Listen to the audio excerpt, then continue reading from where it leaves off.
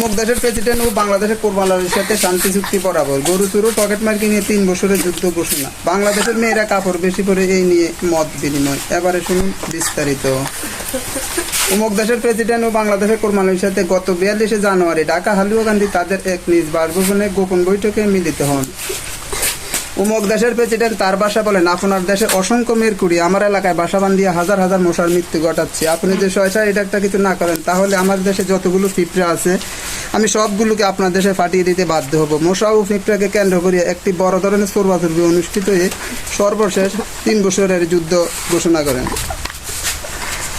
জনাব নামি দামি চিকন আলী মুন্সি হনিপুর গ্রামের সিটিং মেয়ার 2টি হালের বলদ চুরি করিয়া বেদবের বাজারে নিয়ে 13 টাকা 31 পয়সা বিক্রি করিয়া টাকাগুলো খুব সাবধানের সাথে কানের গোড়ায় রাখিলে পিছন থেকে জনাব পকেটমার মিয়া সব কিছু দেখে ফেলেন।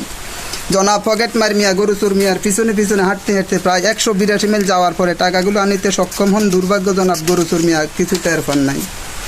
জনাব গরুচুর মিয়া 2 মাস 43 দিন পরে গোসল করতে গিয়ে টাকার জন্য কানের গোড়া হাত দিয়ে টাকাগুলো না পেয়ে তিনি সাথে সাথে অজ্ঞান হয়ে পড়ে এবং 2 বছর 14 মাস পর তার জ্ঞান ফিরলে গরুচুরু পকেটমার মিয়ার সাথে 3 দিনের যুদ্ধ ঘোষণা করে। বাংলাদেশের মেয়েরা কাপড় বেশি পরে এই কথাটি বলার অপেক্ষা রাখেন। এই কথাটি বিশ্লেষণ করতে গিয়ে আমাদের নিজস্ব সংবাদদাতা চিকন আলী মুন্সি জানায়, বাংলাদেশের মেয়েরা সমান অধিকার চায়, তাদেরকে কেন সমান অধিকার দেওয়া হয় না?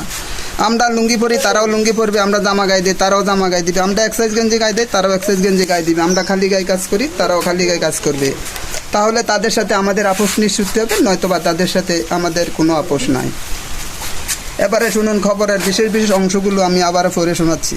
ঢাকা থেকে আগত একটি মালভর্তি ইন্টার ডিস্ট্রিক্ট ট্রাক জয়াগ স্কুলে পার দিয়ে যাওয়ার সময় এক স্কুল তরুণের উন্নার বাতাস লেগে ট্রাকটি উল্টে খাদে পড়ে দেয়। কিন্তু ট্রাকটিকে তোলার জন্য অনেকগুলো ট্যাঙ্ক সংগ্রহ করেছে, কিন্তু কোনো ট্যাঙ্ক ট্রাকটিকে খাদের থেকে তুলতে পারে না, ব্যক্ত হয়ে চলে যায়। সর্বশেষ ট্রাক মালিক যে স্কুল তরুণের উন্নার বাতাস লেগে ট্রাকটি উল্টে খাদে পড়ে যায়, সেই স্কুল তরুণীর সাথে 13 টাকা 31 পয়সা চুক্তি করিয়া ট্রাকটিকে খাদের থেকে তুলে জয়াগ ফুলেগড়া প্রাথমিক চিকিৎসার জন্য প্রাথমিক ক্লিনিকে ভর্তি করেন।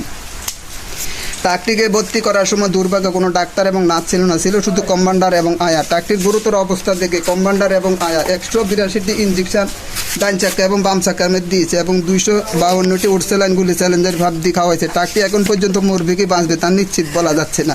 ট্রাকটি এখন পর্যন্ত মৃত্যুর সাথে পাঞ্জা লড়ছে। ট্রাকটির বাকি খোঁজখবর জানতে হলে রাত 3:31 মোবাইল রেডিও টেলিভিশন ভাইব্রেশন দিয়ে কানে করার বান্ধি রাখুন। আমাদের বিস্তারিত বাকি খোঁজখবর জানতে হলে রাত 3:31 যোগাযোগ করুন বাংলাদেশ ইউটিউব চ্যানেল।